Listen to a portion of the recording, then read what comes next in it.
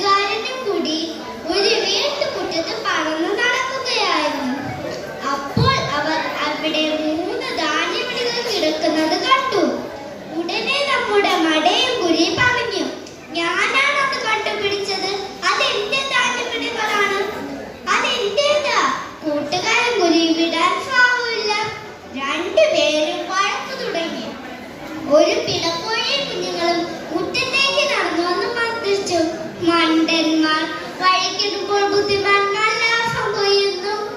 എന്താണ് നിങ്ങൾ പറയുന്നത്? കുരുവി ചോദിച്ചു. നിങ്ങൾ ഇങ്ങനെ പമ്പര വിട്ടുകളായത് മഹാസന്തോഷവും നന്ദിയും.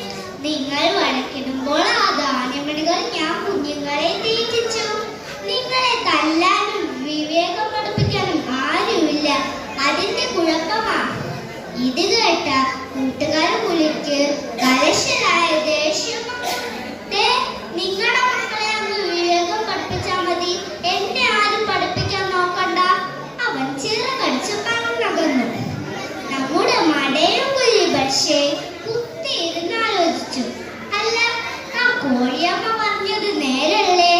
അവൾ വിവേകമുള്ളവളായ കൊണ്ടല്ലേ അവൾക്ക് ഭക്ഷിക്കാൻ കിട്ടിയത്. കുറെ നേരം ആലോചിച്ചതിന് ശേഷം അവൻ പിടക്കോഴിയുടെ അടുത്തേക്ക് ചെന്നു. കോഴിയമ്മേ, എന്നെയും വിവേകമുള്ളവനായി പെരുമാറാൻ ഒന്ന് പഠിപ്പിച്ചിരുമോ? അയ്യോ, എന്നെ കൊണ്ടൊന്നും പറ്റില്ല. എന്റെ വലിയ കുടുംബം നോക്കാൻ തന്നെ എനിക്ക് സമയം തികയുന്നില്ല. പിന്നെ ഞാൻ എങ്ങനെ നിന്നെ പഠിപ്പിക്കും? നിനക്ക് ആ മൂക്കിയുടെ അടുത്തൊന്ന് പോയിക്കൂടെ? ഒരു ഓക്കുമരത്തിന്റെ പോടിനുള്ളിലാണ് അവൾ ജീവിക്കുന്നതെന്ന് പലരിൽ നിന്ന് അറിയാൻ കഴിഞ്ഞു. അവൻ അവിടെ ചെന്നപ്പോൾ അവൾ ഗാഢനിദ്രയിലായിരുന്നു.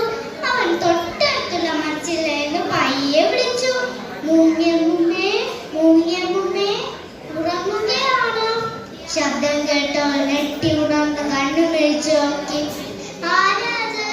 ഇത് കേട്ട പാവം കുരുവി നെട്ടിപ്പോയി. എങ്കിലും തന്റെ ആത്മവിശ്വാസം കൈവിടാതെ അവൻ പറഞ്ഞു, ഞാനാണ് കുരുവി കുഞ്ഞ്. കുരുവിയോ?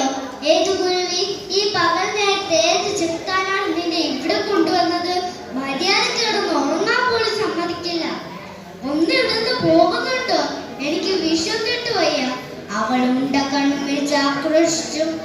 പേടിച്ചാണ്ട് കുരുവി കുഞ്ഞ് പാടത്തേക്ക് പറന്നു. അവൻ അകലേക്ക് നോക്കിയിരിക്കുമ്പോൾ ഒരു കരക്കാക്ക പാടവണ്ട് ചാടി നടക്കുന്നത് കണ്ടു.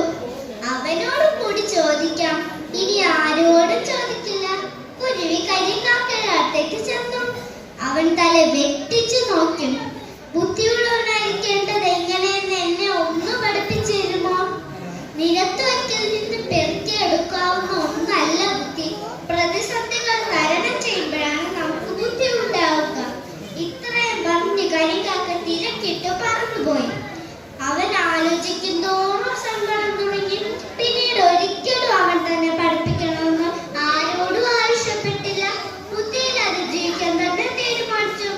ഗ്രീഷ്മകാലം കഴിഞ്ഞു. മഞ്ഞും ശീതക്കാറ്റുമായി ശരത്കാലം വന്നു.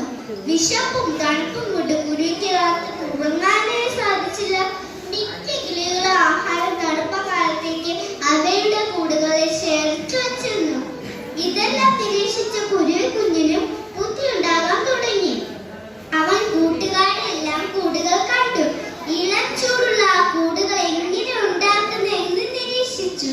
തൂവലുകളും വെറ്റുകളും ശേഖരിച്ച് വളരെ കഷ്ടപ്പെട്ടാണ് അവൻ കൂടുണ്ടാക്കിയത്. അവന്റെ പരിശ്രമം കണ്ട് മറ്റു കുരുവികൾ അവനെ പരിഗണിക്കാനും അംഗീകരിക്കാനും തുടങ്ങി. ശരൽക്കാലം കഴിയുമ്പോഴേക്കും അവനും ബുദ്ധിമാനായ ഒരു കുരുവിയായി തീർന്നു. അവന്റെ വിവേകവും ബുദ്ധിശക്തികളും കാണുമ്പോൾ അയൽക്കാർ ചോദിക്കും, ഇത്രയും മിടുക്കും ബുദ്ധിയും ഉണ്ടാകാൻ എവിടെന്നാണ് മിസ്റ്റർ കുരുവി പഠിച്ചത്? അപ്പോൾ അവൻ പറയും, പ്രതിസന്ധികളായിരുന്നു എന്റെ ഗുരു. നന്ദി, നമസ്കാരം. 14